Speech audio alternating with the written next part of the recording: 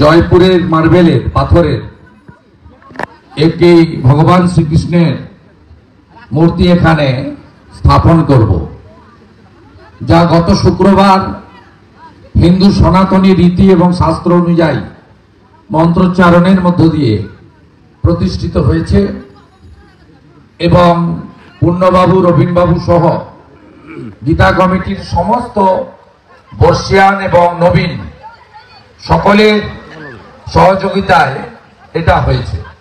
আমি কৃতার্থ, সৌভাগ্যবান, গর্বিত যে এই অপরূপ সুন্দর শ্রীকৃষ্ণ ভগবানের মূর্তিটি তার ব্যয়ভার বহন করার ইচ্ছা আমি প্রকাশ করেছিলাম।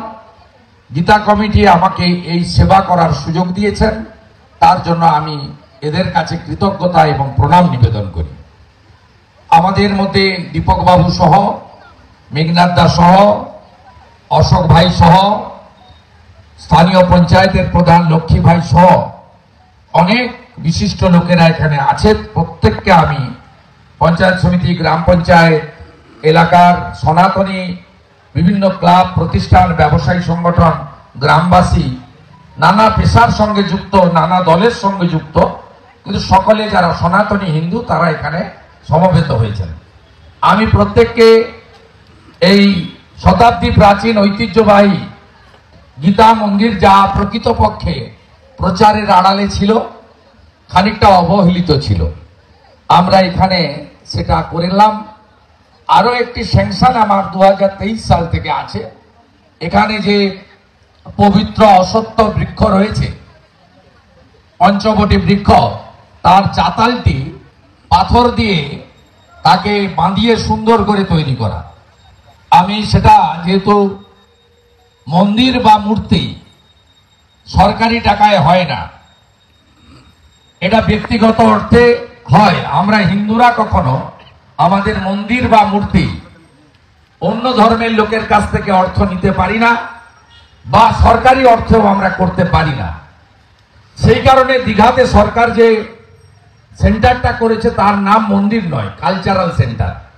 যেহেতু সেটা সরকারি টাকায় হয়েছে, টেম্পল লেখা যায় না, সেটা হচ্ছে কালচারাল সেন্টার, এটা ভাস্কর্য। তাই আমরা এখানে মূর্তি যেমন নিজেরা প্রতিষ্ঠিত করলাম, হিন্দুদের নিধিতে যেভাবে অযোধ্যায় রাম মন্দির তৈরি হয়েছে, গোটা পৃথিবীর হিন্দুরা 3,500 কোটি টাকা দিয়েছে, 2200 কোটি টাকা খরচ হয়েছে। সেখানে একটাও কোন সরকারের কোন অর্থ হিন্দুরা গ্রহণ করেনি, বিশ্ব হিন্দু পরিষদ তার অর্থ সংগ্রহ করেছে।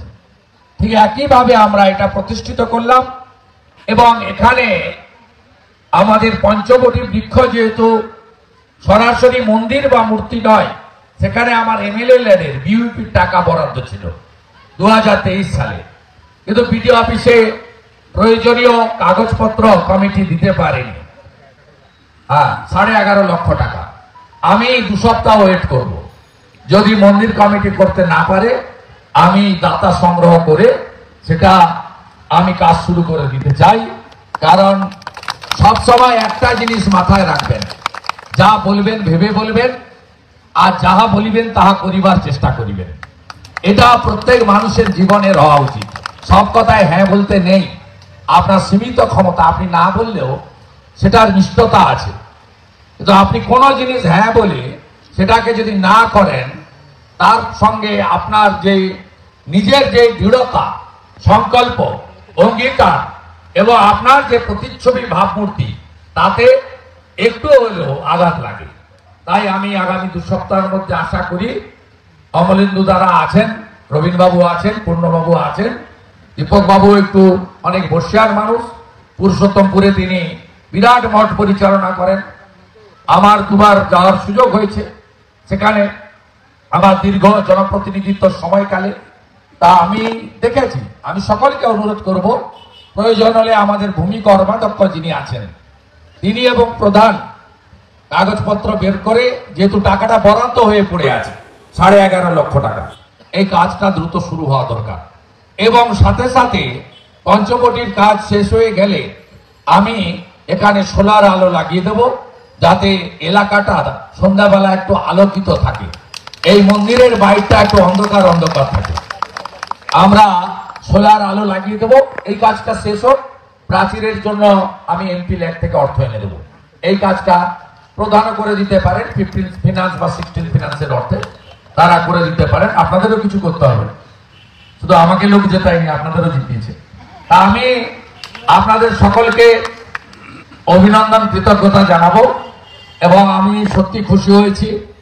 আমি মন্দিরের ব্যাপারে, এই মূর্তির ব্যাপারে বলেছিলাম যে আপনারা যা চয়েস করবেন আপনারা চয়েস করুন। কমিটি কলকাতা গিয়ে দেখে তারা এই মূর্তি তারা চয়েস করেছেন। আমি সকালে ছবিতে দেখেছিলাম, এখন নিজে দেখলাম, আরতি করলাম, আমাদের পবিত্র পদ্মফুলের মালা পরালাম ভগবানকে, তুলসী গ্রহণ করলাম, দণ্ডবোধ প্রণাম নিবেদন করলাম, কপাল চন্দনে চর্চিত করলাম, ঠাকুরের পায়ে পুষ্পার্ঘ নিবেদন করলাম। অপরূপ নিখুঁত ভগবান শ্রীকৃষ্ণের মূর্তি তৈরি হয়েছে। সেই জন্য সবাই বলে অযোধ্যা ধাম, অযোধ্যা মন্দির এ তো পাইলে ঝাঁকি হয়, আবি কাশী মথুরা বাকি হয়। ভগবান শ্রীকৃষ্ণের মথুরাও অযোধ্যার মতো ভবিষ্যতে সনাতনীদের হিন্দুস্তানে সেজে উঠবে, এই প্রার্থনা করি। এবং আমরা গর্বিত। মাথার সিঁদুর যারা মুছেছিল তাদের নাম নিশান ভারতবর্ষের আর্মি মুছে দিয়েছে একবার ভিতরে ঢুকে। আমরা ভারতীয় হিসেবে গর্বিত। আপনারা দেখেছেন টিভিতে, আমি এয়ারপোর্টে মালা দিতে গেছিলাম সমীর গুহ আর বিটন অধিকারীর বডিতে। বিটন অধিকারীর স্ত্রী সবার সামনে অন ক্যামেরা বলেছে যে আমার স্বামীকে হিন্দু জিজ্ঞেস করে মারা হলো, তার বস্ত্র খুলে চিহ্নিত করে তাকে খুন করা হলো। সমীর গুহ স্ত্রীও আমাকে বললেন আমার স্বামীর হাতে একটা ডোর ছিল, হিন্দুরা যে তাগা বাঁধে, সেইটা দেখে তাকে মেরে দিল এবং বলল তুমি কলমা পড়তে পারবে? আমি সনাতনী, আমি কলমা পড়তে পারি না, তাই স্ত্রীর সামনে স্বামীকে মেরেছে। আমরা গর্বিত ভারতীয় সেনা জওয়ানদের জন্য। আমার নন্দীগ্রামেরও বহুত আর্মিতে কাজ করেন, তারাও এই লড়াইতে শরিক ছিল। অনেক প্যারামিলিটারিতে কাজ করেন, অন্তত 50 জনের বেশি, তারাও এই লড়াইতে শরিক ছিল। আমরা গর্বিত নন্দীগ্রামবাসী হিসেবে যে অপারেশন সিঁদুর, যারা বনের সিঁদুর মুছিয়েছিল, সেই সমস্ত জিহাদিদের নাম নিশান ভারতীয় এয়ারফোর্স এবং আর্মি 100 কিলোমিটার ভিতরে ঢুকে আজকে বুঝিয়ে দিয়েছে হিন্দুস্তান ঝুঁকেগা নেই। তাই আজকের দিনে শ্রীকৃষ্ণের কাছে প্রার্থনা করব, যারা আত্মবলিদান দিলেন দেশ ও মাতৃকার জন্য, তাদের বিদেহী আত্মা যেন অমরত্ব পান। একদিকে জানকীনাথ মন্দির, তার পাশে গীতা মন্দির, ওটাও সেজে উঠছে। ওখানেও 2 দফার কাজ আমি করতে পেরেছি আমার এই পিরিয়ডে, তার আগে কিছু করেছি, আরো কিছু কাজ বাকি আছে, সে কাজও সম্পূর্ণ হবে এবং আমরা সবাই মিলে করব। আমাদের রাজনীতির ভিন্নতা থাকতে পারে, আমাদের মতের অমিল থাকতে পারে, আমরা ত্রুটিযুক্ত মানুষ, আমরা 4টে ভালো কাজ করলে অজান্তে বা বাধ্যবাধকতার জন্য হয়তো খারাপ কাজ কোথাও কোথাও করে ফেলি, পরে আফসোস করি। কিন্তু আমাদের যে আস্থার জায়গা রয়েছে মন্দির, ভগবানের মন্দির এবং সনাতন হিন্দু ধর্ম এবং গীতার বাণী, ধর্ম রক্ষতি রক্ষিত, এক্ষেত্রে আমরা যেন বিভক্ত না হই, সব সনাতনী যেন ঐক্যবদ্ধ থাকি, ধর্ম রক্ষার এই লড়াইতে আমরা যেন জিততে পারি। আপনারা ইতিমধ্যে জেনেছেন সোনাচূড়াতে আমরা সেখানে ভগবান রামচন্দ্রের একটি ভব্য মন্দিরের রামনবমীর দিন শিলান্যাস করেছি। তার প্রাথমিক কাজও ইতিমধ্যে শুরু হয়ে গেছে। সেখানেও একটি অত্যন্ত দৃষ্টিনন্দন মহতি আস্থার জায়গা তৈরি হবে এবং আমাদের নন্দীগ্রামে এখনো পর্যন্ত প্রায় 50-এর কাছাকাছি মন্দিরে আমরা মাইকের সেট, ভজন কীর্তনের জন্য সিসিটিভি এবং অন্যান্য উপকরণ দিয়েছি। ঠিক একইভাবে সিদ্ধিনাথজিউ মন্দির রিয়াপাড়াতে অতিথি নিবাস সম্পূর্ণভাবে তৈরি করা এবং সম্প্রতি আরো বেশ কিছু কাজ আমাদের পক্ষ থেকে আমরা সেখানে করেছি একইভাবে সোনাচূড়ার সিংহবাহিনী মন্দির থেকে শুরু করে সর্বত্র নন্দীগ্রামের পবিত্র স্থানগুলি সেগুলোকে সাজিয়ে তোলা, সনাতনী হিন্দুদের ধর্মচারণের ব্যবস্থা করা এবং ভগবানের নাম কীর্তন সংকীর্তনের মধ্য দিয়ে নিজেদের মধ্যে যে আনন্দ, নিজেদের যে পবিত্র কর্ম আমরা করতে পারি, তার জন্য আপনাদের সেবক শুভেন্দু অধিকারী আপনাদের জন্য ছিল, আছে, ভবিষ্যতেও থাকবে। আমি গীতা কমিটিকে আরেকবার অন্তর থেকে এই সেবা দান করার সুযোগ দিলেন বলে আমি ধন্যবাদ জ্ঞাপন করে এখানেই শেষ করছি। সবাই ভালো থাকবেন। বিরুলিয়াতে লক্ষ্মীনারায়ণ পুজোর উদ্বোধনে আমাকে যেতে হবে। আপনারা সবাই আজকে গীতা কমিটির পক্ষ থেকে যে সামান্য প্রসাদের ব্যবস্থা করেছেন, তারা পরমান্ন সেটা গ্রহণ করে আপনারা মূর্তি দর্শন করে আপনারা সবাই ধীরে ধীরে বাড়ি ফিরবেন। সবাই খুব ভালো থাকবেন।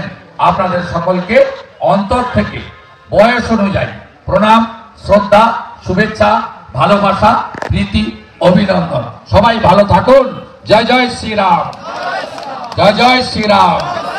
সনাতন হিন্দু ধর্ম কি, সনাতন হিন্দু ধর্ম কি, ভগবান শ্রীকৃষ্ণ কি, ভগবান শ্রীকৃষ্ণ কি, গীতা মন্দির কি, গীতা মন্দির কি, গীতা মন্দির কি, বন্দে ভারত মাতা কি।